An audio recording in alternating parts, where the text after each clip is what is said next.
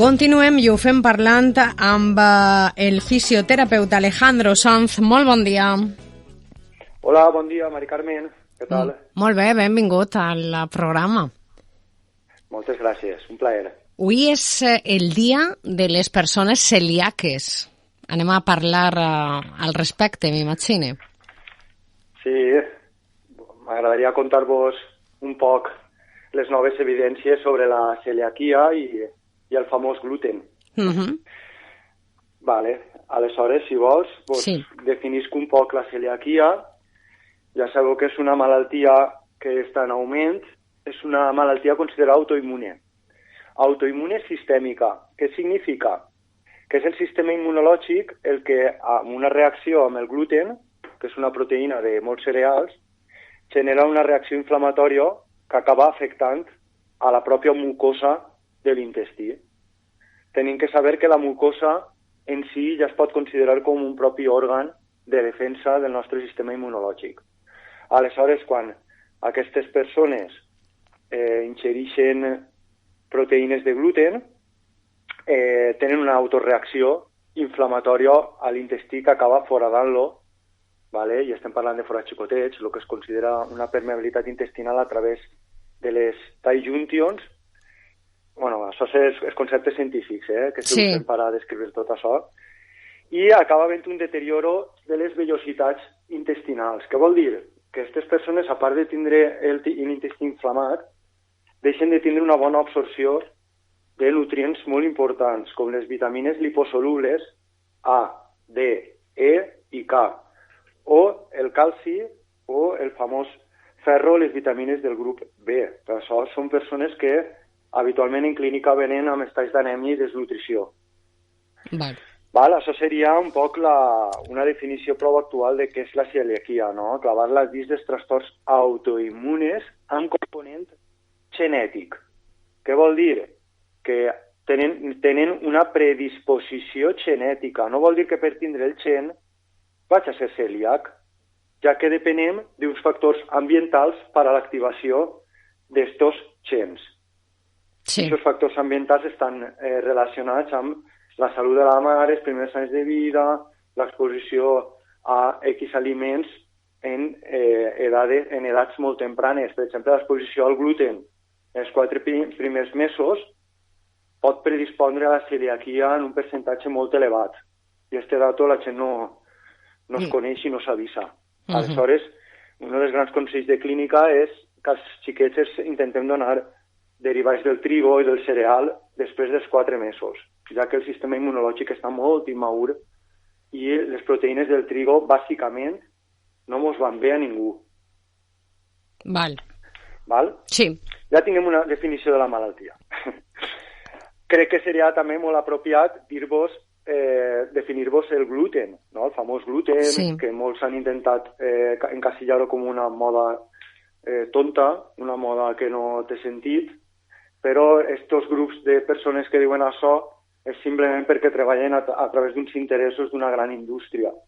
És una gran indústria del trigo i del sucre. Van a evidenciar molts estudis a favor de lo que ells tenen interès en dir. Però què se veu quan lleves els interessos? Que el gluten és una proteïna que genera molta inflamació en el nostre intestí, degut a les seues proteïnes anomenades glutenina i gliadina. Aquestes proteïnes, en contacte amb el nostre sistema immunològic, provoca una reacció inflamatòria que acaba destruint a poc l'intestí, generant permeabilitat intestinal i el que es coneix com a inflamació de baix grau. O sigui, degut a que tinc aquests foraets, el contingut de dins del meu intestí, ja siguen bactèries, virus, hongos, paràsits, proteïnes mal digerides i molts productes de residus d'estos bitxos, van passant al nostre sistema limfàtic associat i a la sang, provocant una resposta d'endotoxèmia. O sigui, m'estic intoxicant contínuament en el contingut del meu intestí. D'ahir aquestes persones comencen a tindre molta sintomatologia extradigestiva. O sigui, no fa falta que me faci mal la panxa i que se me faci el menjar amarg o anar al bany malament. Moltes d'aquestes persones, el que descriuen a clínica, són estats emocionals negatius, val? Des de depressió a ansietat, problemes a la pell, dermatitis herpetiforme, venen amb tiroiditis de Hashimoto, problemes autoimmunes a la tiroides, venen amb graus d'osteoporosi gent jove, amb dolor crònic, fatiga, anèmia, migranya, símptomes que els seus doctors els han dit que són de causa desconeguda i que, per tant, pues, no hi ha tractament. Entonces se'ls donarà sempre un tractament pal·liatiu a base de antiinflamatoris com l'ibuprofeno, antidepressius, ansiolítics o corticoides per a la pell. Y todos estos síntomas, Alejandro, tots estos síntomes, sí. Perdona que te tallo, tots estos síntomes els pot donar una intolerància al gluten? Sí, claro. Pensa que llevant la celiaquia, que caldria clavar el component genètic en celiaquia, però la intolerància al gluten no celíaca afectaria un percentatge de la població molt més elevat. Val? Tinguem components genètics de la celiaquia el 30% de la població. Es diuen els gens HLA2, DQ2 i DQ8. I això ho tinguem moltíssimes persones, i no per ello som celíacs. Val. O sea, que si te fan les proves te poden eixir negatives, però no per això no tens la intolerància. Ahí està el gran error. Si en clínica arribem, no, a mi ja m'han fet les proves i m'ha dit que estic bé, i m'acaba de dir que no dorm, que està fatal, que té el ventre inflat, que no fa de ventre, que té problemes menstruals, que me pica el cap... Bueno, 1000 històries, problemes ginecològics de tot tipus. Sí. El que és senzill, nosaltres proposem una retirada pautada per la nostra nutricionista integrativa, en la qual la persona comença a sentir com un miracle. És que mos ho diuen. Diu, és que feu miracles, i no fem miracles. Apliquem la ciència. Ja. Si és una molècula que t'està generant reacció negativa, al retirar-la, evidentment, te vas a trobar millor. Clar. I és el que, ja t'he dit, portem molts anys evidenciant a nivell clínic i que l'evidència científica, bueno, cada dia ho explica millor. El que passa, Alejandro, és que, clar, normalment, quan parlem del gluten, ara tu estàs dient, retirem, el primer que ens ve a la ment, a lo millor, que és el pa i la pasta. Però, sí, clar, mira, hi ha més coses. Sí, n'hi ha que tindre clar que el gluten està present al trigo, a l'espelta, a la cebada, al centeno, al camut i en la majoria d'avenes. No oblideu que quasi tots els processats industrials, des que ja hem parlat i hem dit que cal fugir, estan fets d'esta farina, del trigo. Per tant, el pa, la pasta, les galletes, els croissants, tot allò que ens han ensenyat que era la base de l'azúcar i l'energia, ha generat una gran epidèmia al nostre país d'obesitat, diabetes tipus 1 i de malalties autoimmunes. Recordo que acabem de dir que la celiaquia és un d'aquests trastorns. Sí. I que en la família, quan hi ha celiaquia, és molt més probable que qualsevol de la família patisca de celiaquia i no va estar diagnosticar. Per què? Perquè al nostre país el 80% dels casos segueixen sense diagnosticar. Un 2% de la població del nostre país podria arribar del mig milió a 1 milió de persones afectades. La consciència sobre la malaltia és mínima. I sols s'estan diagnosticant persones que tenen una celiaquia galopant, no? Que acaba el xiquet fent de ventre molt mal, amb uns símptomes molt greus. Però és que ens estem oblidant dels símptomes diaris típics que la població presenta i que s'han donat per normals. No és normal tot això que t'he explicat del cansanci, fama del cap, tinc anèmia, tinc la panxa... Mira les panxes com estan de la població. Sí. Vas a la piscina o a la platja i el que veus són homes embarassats i dones amb uns ventres brutalment inflats. I creuen que simplement és un depòsit de greix. No, doncs com hem menjat de més, doncs així tinc jo les meves reserves. Doncs no. El que hi ha són unes vísceres internes molt danyades, molt inflamades, i amb una microbiota intestinal, que és el conjunt de bactèries que viuen amb nosaltres, molt alterada, que això acaba provocant totes les malalties de l'adult que podríem evitar si començarem a aplicar aquestes noves evidències, com trigo sí però poc, o fugir eixir del cereal en la medida de lo possible. ¿Vale? La medida de lo possible vol dir que si socialment un dia vull menjar una pizza, un pastisset que m'han fet, jo què sé, sí. menja-teu, però la majoria del temps intenta controlar aquesta ingesta, ja que estem en contacte amb el gluten i el trigo d'una manera exagerada, però exagerada. No oblidem també que el trigo que actualment s'usa no té res que veure amb el que s'usava fa només una generació, en el qual processos transgènics han anat modificant-lo de manera que ha augmentat la seva proporció de gluten, ¿vale? De pegament en llatí, para que el pas cada vegada siga més esponjós i més addictiu. Entonces genera més reaccions encara. ¿Val? Val. També dir-vos que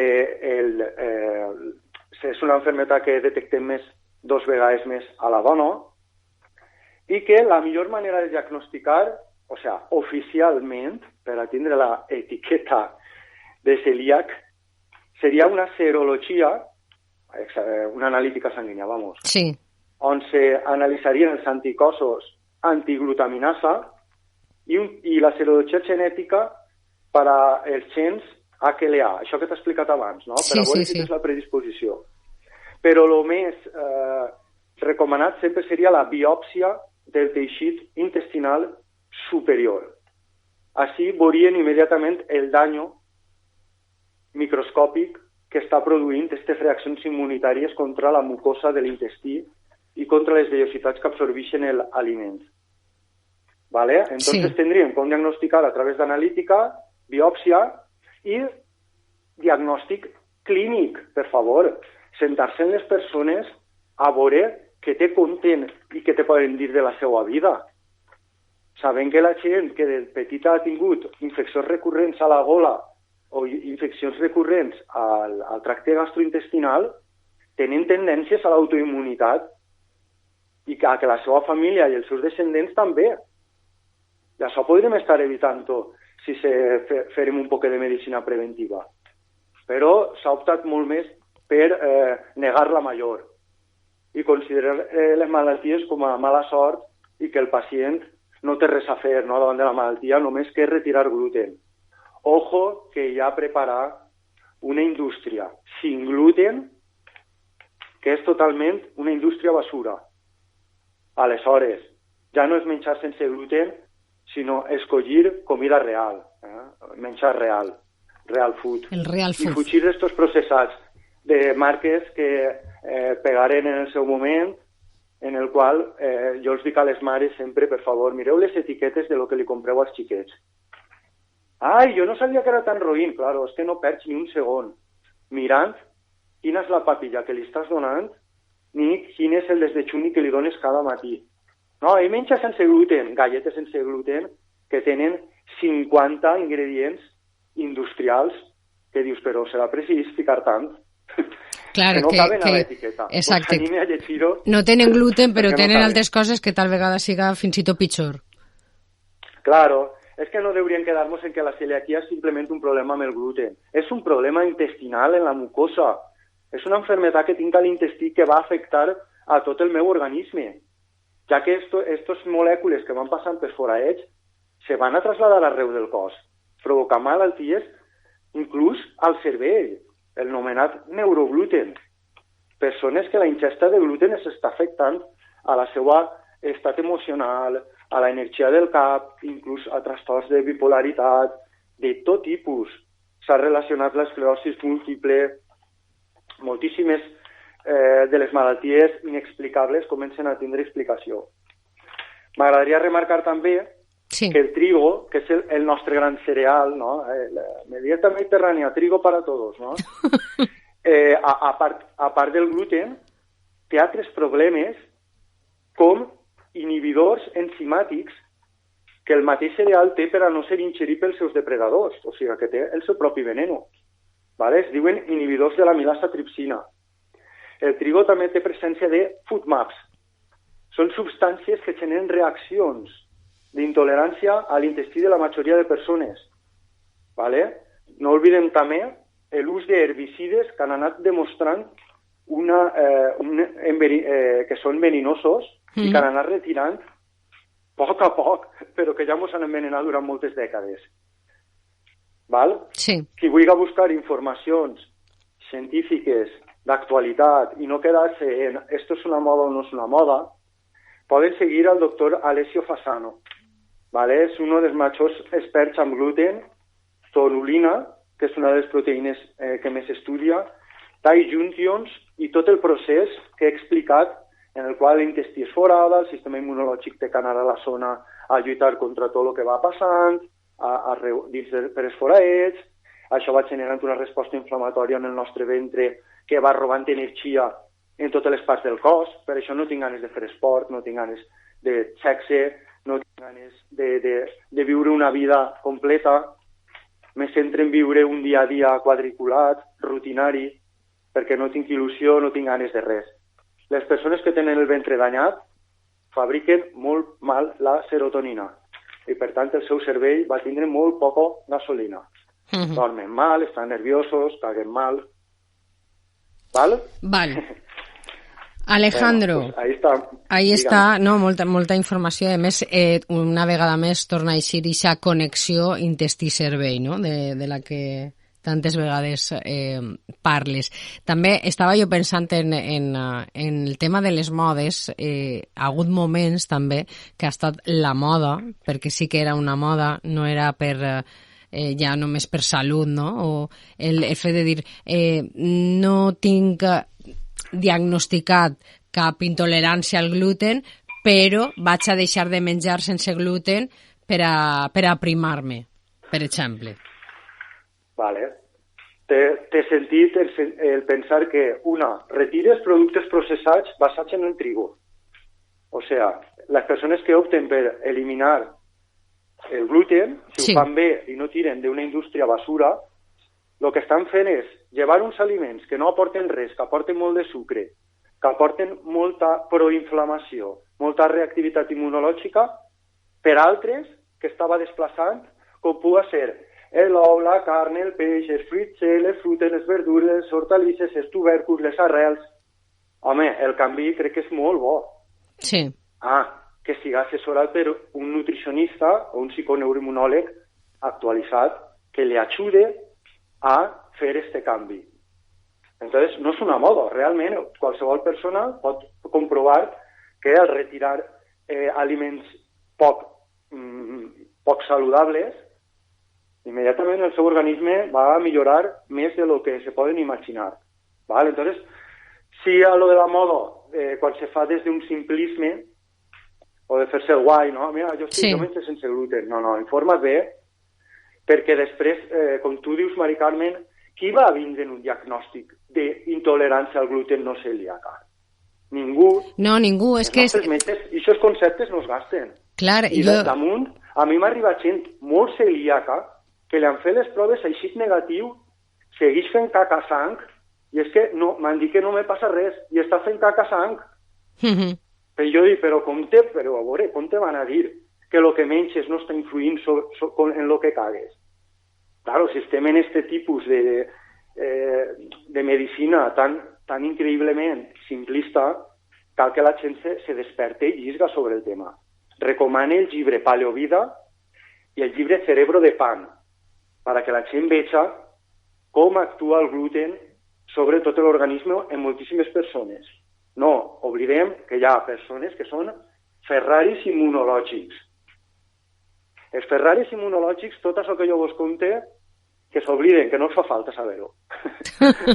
Però, clar, jo sempre penseu que encamines discursos al malalt, a aquesta persona que té trastorns de salut, que li han dit que és l'edat, que és la menopausa, és que és l'estrès, perquè estàs criant, i aquest tipus de simplisme. En tot el que tu avui has contat, jo crec que va haver molta gent en la que se senga identificada.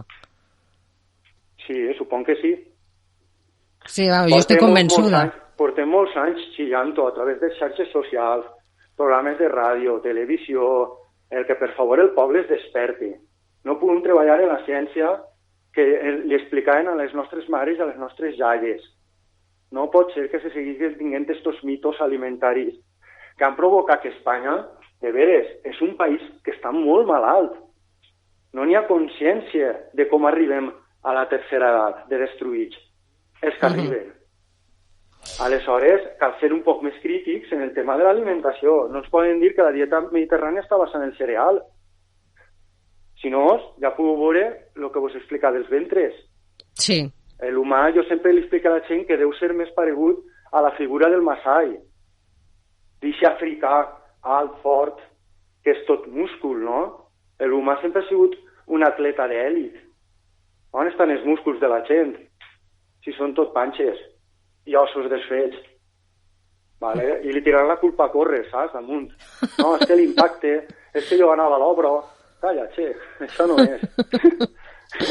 Els humans sants, quan fan exercici fort, se fan més forts. Els humans que estan malalts, quan fan exercici, es destrueixen. Ja podeu entendre per què n'hi ha gent que en els anys cada dia és més forta i per què n'hi ha gent que es destrueix amb l'edat. Cal tindre molta humilitat per reconèixer tots aquests errors i trencar les creences que ens han ficat a foc a través de la televisió, la ràdio i tots els mitjos. Se segueix pensant que ja que estan menjant tot el dia, cada 2 hores, minxa. No és lògic. No tenim una lògica. Alejandro, anem a... Sí. Dime.